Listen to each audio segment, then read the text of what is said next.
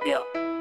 May mga taong palaging nakamasid sa tagumpay ng iba, parang may mabigat silang pasan sa dibdib. Sa bawat hakbang mo, may sinasabi sila, parang gusto nilang ibagsak ka sa bawat pag-asa.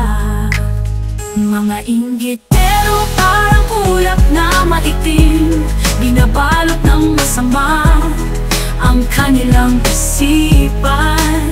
Di nila makita ang ganda sa tagumpay ng iba, dahil sa kanilang puso ang inggit ay naghahari. Sa halip na magalak sa tagumpay ng iba, naghahanap sila ng butas para masira ang kanilang kapwa. Sa bawat papuri may pang-api, parang gusto nilang hilahin ka sa iyong pag-akyat. Mga inggitero parang ulap na maitim, binabalot ng masama ang kanilang isipan. Di nila makita ang ganda sa tagumpay ng iba, dahil sa kanilang puso ang inggit ay naghahari.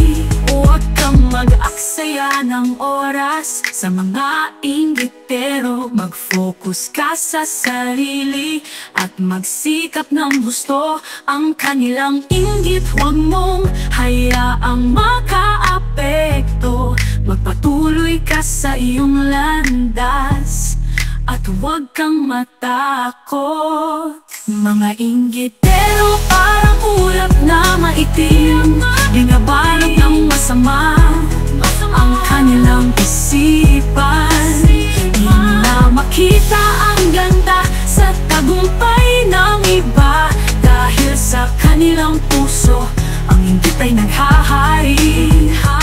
Hindi isang sakit na di dapat tularan, mag-focus tayo sa ating sarili at magsikap ng gusto. Huwag nating hayaang mawala ang ating saya sa mga tao